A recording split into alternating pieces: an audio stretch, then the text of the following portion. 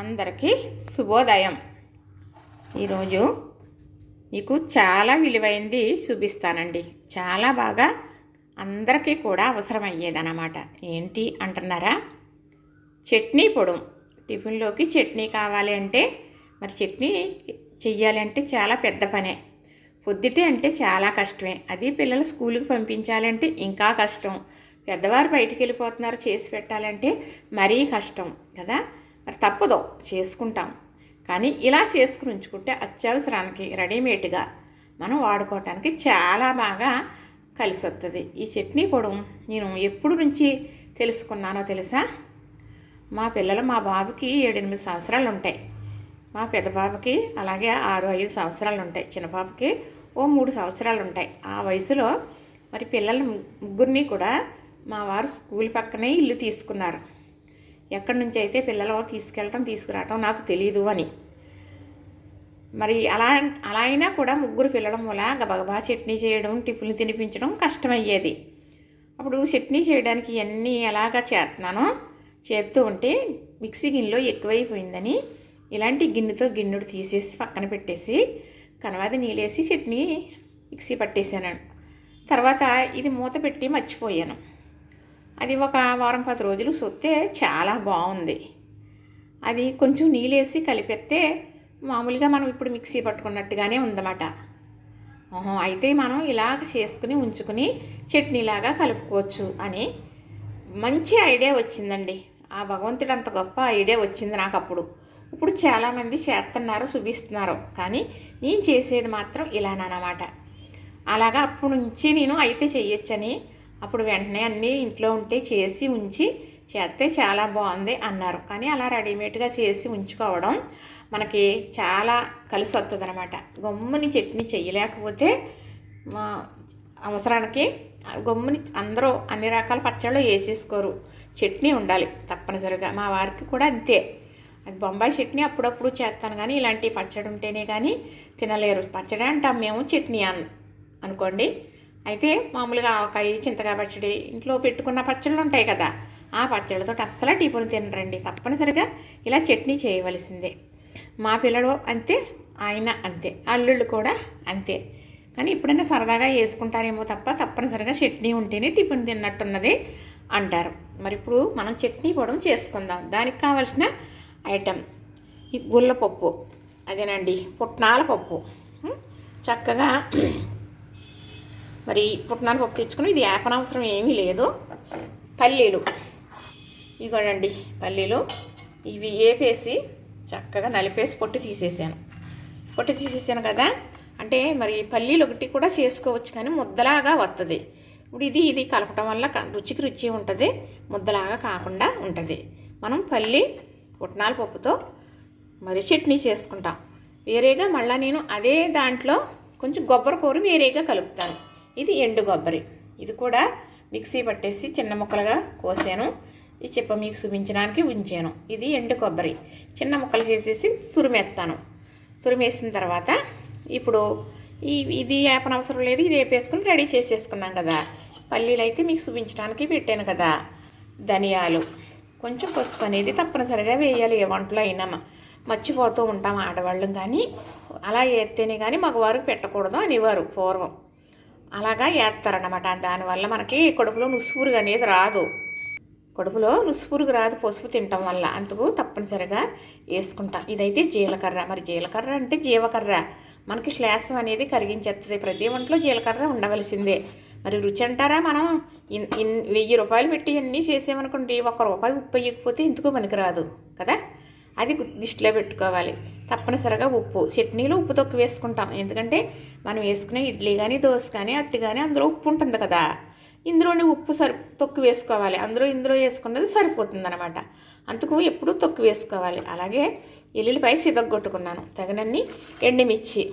ఇక్కడికి ధనియాలు కూడా మనకి ఈ తినే ఆహారం, ఒక్కొక్క ఆహారం ఉందనుకోండి, పైత్యం అనేది ఉంటుంది అనమాట. ఆ పైత్యం ఇరిచేయాలంటే, పైత్యం లేకుండా ఉండాలంటే ధనియాలు తప్పనిసరిగా మనం వేసి అట్లు వేయవలసిందే.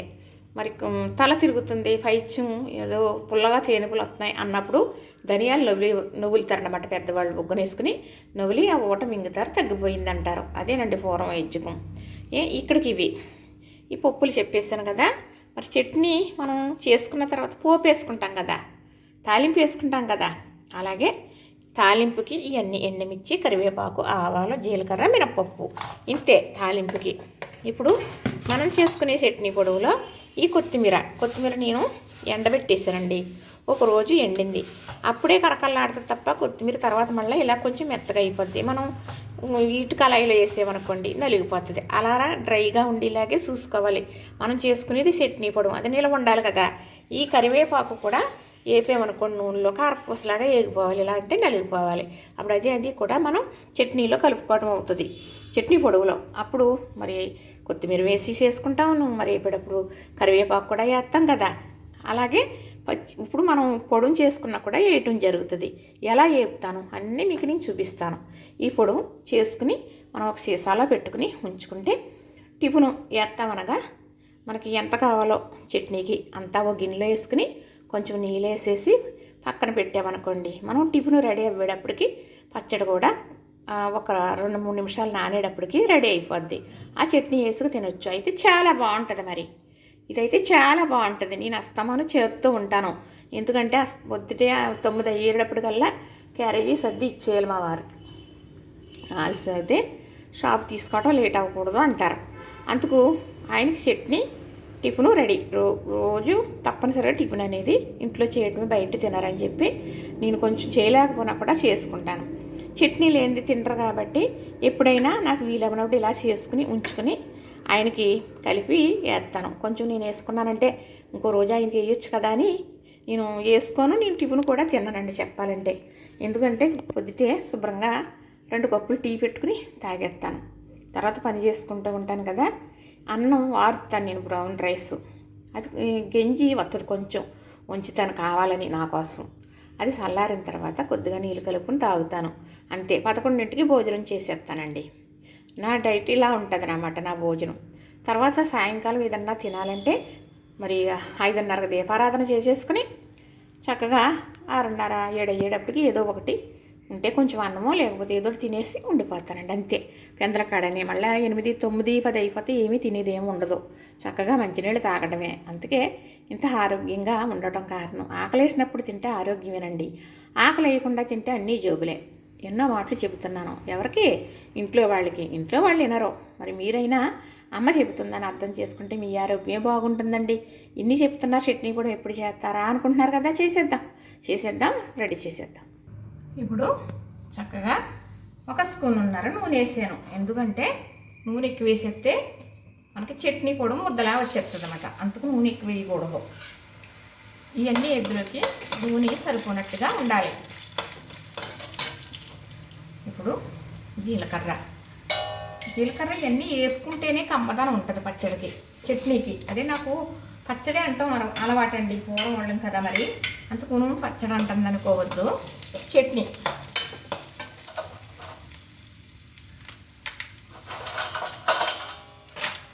ఇప్పుడు ఎండుమిర్చి కూడా వేసేస్తున్నాను.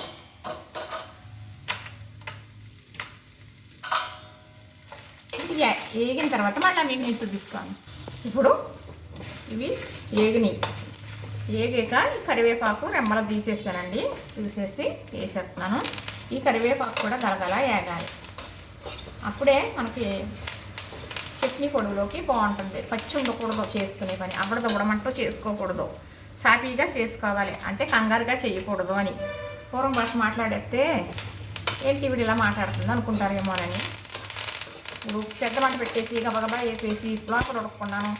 అలా కాకుండా జాగ్రత్తగా మెల్లగా చేసుకోవాలి మనం చేసే పని. మరి ఇలాంటివి ఉన్నదంటే జాగ్రత్తగా చేసుకోవాలి. ఇప్పుడు కొత్తిమీర కూడా వేసేస్తున్నాను. చక్కగా కడిగేసి మరి ఏర్లు కట్ చేసేసి పళ్ళులో పెట్టి ఎండబెట్టేసానండి. చక్కగా ఎండిపోయింది. తర్వాత డబ్బాలో పెట్టేసాను. ఇప్పుడు ఈ పచ్చి వాసన అనేది పోతే ఇందులో మరి మంచి కమ్మదనం వస్తుంది. మనం కొత్తిమీర కూడా వేసి చట్నీ పొడి అవుతుంది. అప్పుడు ఇది మనం కొత్తిమీర వేసుకుంటాం చట్నీలో. చాలా ఇష్టం. మంచి స్మెల్ వస్తుంది కొత్తిమీర వేయడం వల్ల కదా. అప్పుడు ఇలా కొత్తిమీర ఎండబెట్టింది వేసుకోవాలి. మరి పచ్చిది వేస్తే అవ్వదు. పచ్చిది ఇలా నూనెలో వేస్తే జావలాగా వచ్చేస్తుంది తప్ప మనకి నేను చేసినట్టుగా రాదు. ఇది ఎండబెట్టప్పుడే 4 రోజులు అయింది. ఈరోజు చేస్తున్నాను. ఈ వేటికి ఇది కరకర కొంచెం ఆ పచ్చితనం పోతుంది, అదే పసర వాసన పోతుంది అనమాట. ఎండిపోయింది, తేమంటూ లేదు. మీరు ఇంట్లో వేసేసి చూస్తే కరివేపాకు కూడా చక్కగా ఎగిపోయింది. కరివేపాకు చూసారా చక్కగా ఇదిగో ఇలా నలిగిపోవాలి. ఇంకప్పుడు అందులో చెమ్మలేనట్టు ఇది కొంచెం కట్టేసామనుకోండి స్టవ్, ఈ కొత్తిమీర కూడా గలగలమంటుంది. ఇది వేరేగా మిక్సీ పట్టుకోవాలి. మీకు చూపిస్తాను మళ్ళా.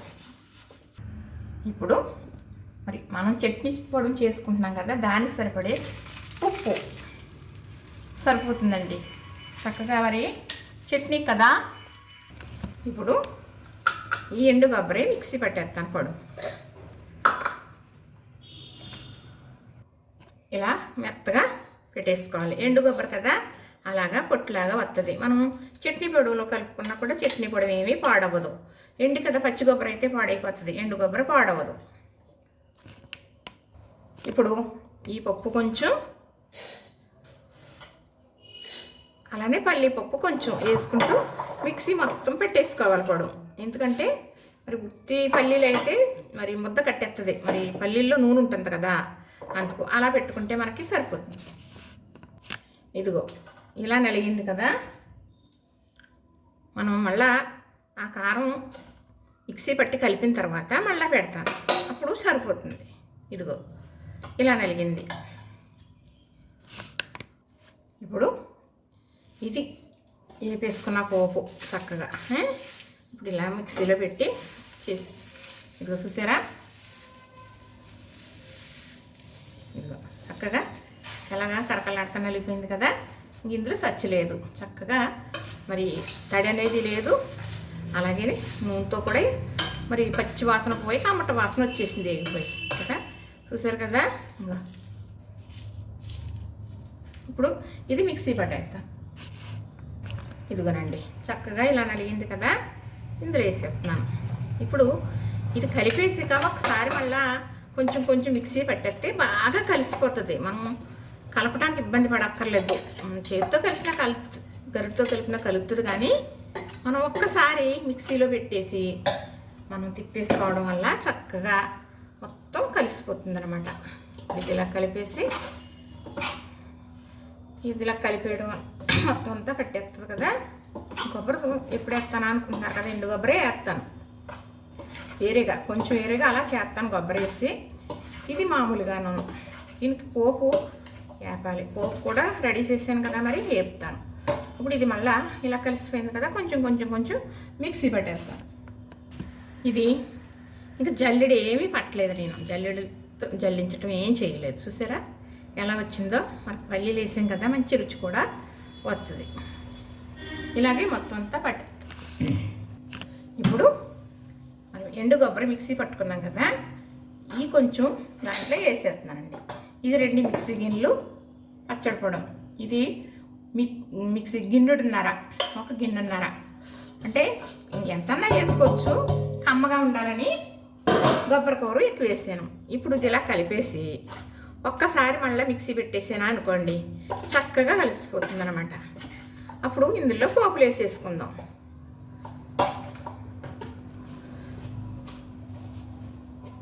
ఇప్పుడు ఈ పోపు వేపేసి ఈ 2 పచ్చళ్ళలోనే కలిపేస్తాను. వేడిగా ఉండగానే కలిపేసుకోవచ్చు, మనకేమీ పర్వాలేదు. ఇది డ్రైయే కదా, ఇది ఉడికిపోతుంది అనేది ఏమీ లేదు కదా. అప్పుడు వేస్తాను ఈ పోపులో ఈ పసుపు, ఎందుకంటే పసుపు కొంచెం స్మెల్ వస్తుంది కదా, మరి అందరూ తినలేరు. చక్కగా ఈ పోపులో వేసేసేమనుకోండి, చక్కగా కొంచెం వేడికి పసుపు స్మెల్ తగ్గుతుంది అన్నమాట. ఇదిగో చక్కగా ఇలా వేగిపోయింది కదా. ఇప్పుడు ఇందులో పసుపు వేసామనుకోండి, వీటి మీద కొంచెం, ఇది నెంబర్ 1 పసుపు మా కోడలు తీసుకొస్తుంది నా కోసం. ఇప్పుడు ఇది వేగిపోయింది. కరివేపాకు, ఇందులో వేసిన కరివేపాకు కూడా గలగలమంటుంది కదా. ఇప్పుడు అందులో కొంచెం ఇందులో కొంచెం వేసేసుకుందాం. మనం చట్నీ కలుపుకున్నప్పుడు పోపు తేలిపోతుంది అనమాట. ఇది కొబ్బరి వేసిన చట్నీ పొడి. అది కొబ్బరి వేయకుండా చేసిన చట్నీ పొడి. అంటే కొబ్బరి ఉన్నప్పుడు కూడా చేసుకోవచ్చు. మనకి ఎండు కొబ్బరి ఇంట్లో ఉంటే పాడు చేసుకొని అవసరం లేదు. ఒక కాయ ఉందనుకోండి, ఒక 1/2 కేజీ పుట్నాల పప్పు తెచ్చుకొని చక్కగా వేసేసుకోవచ్చు. ఇప్పుడు ఇది ఇలా స్పూన్ తోటి కలిపేసుకోవటమే. కలిపేసుకుని ఒక డబ్బాలోనో బాక్స్లోనో గాజు సీసాలోనో పెట్టేసుకున్నాం అనుకోండి. చక్కగా మరి కావలసినప్పుడు కొంచెం కొంచెం కలిపేసుకుంటాం అన్నమాట. అలానే ఇది కూడా ఇలాగే కలిపేస్తున్నాను. మరి ఇందులో వేసింది ఏం కనపడదు మనకి. చట్నీ కలుపుకుంటాం కదా, అప్పుడు తేలుతుంది. అప్పుడు పోపు వేసినట్టు ఉంటుంది. మనం ఇంట్లో చట్నీ చేసుకున్న చిటికెడు పోపు వేసుకుంటే దాని రుచే వేరండి. ఏం అక్కర్లేదు. ఒక స్పూన్ నూనె వేసుకుని 2 ఆవగింజలు, ఒక 1/2 టీ స్పూను, మనం నలుగురికి చట్నీ అయితే ఒక 1/2 టీ స్పూన్ ఏమో జీలకర్ర, చిటపటాలు ఆడేటప్పుడు చిన్న కరివేపాకు తుంచేసేసారనుకో, ఎండుమిర్చి కూడా అవసరం లేదు. ఎందుకంటే పచ్చట్లో కారం ఉంటుంది కదా. లేదు కలర్ఫుల్ కావాలంటే మిరపకాయ గిలుకుని వేసుకోవచ్చు. ఇంతేనండి, చట్నీ పొడాలు 2 రెడీ అయిపోయినాయి. మీకు ఇందులో వేసి కలిపి చూపిస్తాను.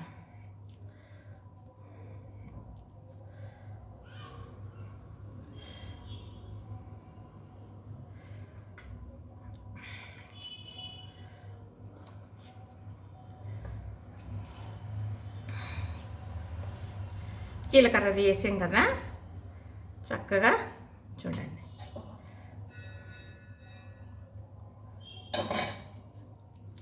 ఇలా కలిపి పెట్టుకున్నాం అనుకోండి పక్కకి. ఈ మాత్రం లిటిబిట్గా ఉన్నప్పుడు ఒక 2 నిమిషాలు 3 నిమిషాలు అలా పక్కన ఉంటే ఇది మరి డ్రైది కదా, కొంచెం నాని కొంచెం తిక్కొచ్చేస్తుంది. మరి ఈ చట్నీ నేను చేసానని చెప్పకూడదు, కానీ రుచి అయితే అమోహం అండి, చాలా బాగుంటుంది. ఉప్పు అయితే నేను తక్కువ వేసుకున్నాను. చూసుకుని ఒక్కొక్కరు ఉప్పు సరిపోలేదు అంటే కొంచెం సాల్ట్ వేసేద్దాం. ఇంతేనండి, చట్నీ రెడీ అయిపోయింది. చూసారా చక్కగా. చట్నీ పొడి ఇలా రెడీగా ఉంది అనుకోండి, మనకి ఏం చేస్తాం, మనం చక్కగా టిఫిన్ వేసేసుకుంటాం, కొంచెం పొడుగు కలిపేసుకుంటాం. ఇదిగోనండి 2 రకాల చట్నీ పొడి రెడీ చేసేసాను. పుట్నాల పప్పు, పల్లీలు, అలాగే పల్లీలు, పుట్నాల పప్పు, ఎండు కొబ్బరి చేసాను కదా. చక్కగా ఇలాగా వాటర్ వేసుకుని కలుపుకుని పక్కన పెట్టుకుని టిఫిన్ వేసేసుకున్న తర్వాత ఇది వేసుకుని తినేయడమే. ఒక్కసారి ఇలా చేసుకుంటే ఎప్పుడైనా మనకి ఇబ్బంది ఉండదని చేసుకోవాలనిపిస్తుంది. అస్తమానాన్ని చెప్పను, కానీ చేసుకుని ఉంచుకుంటే మాత్రం మనకి చాలా కలిసి వస్తుందండి. చూసారు కదా, నచ్చిందా?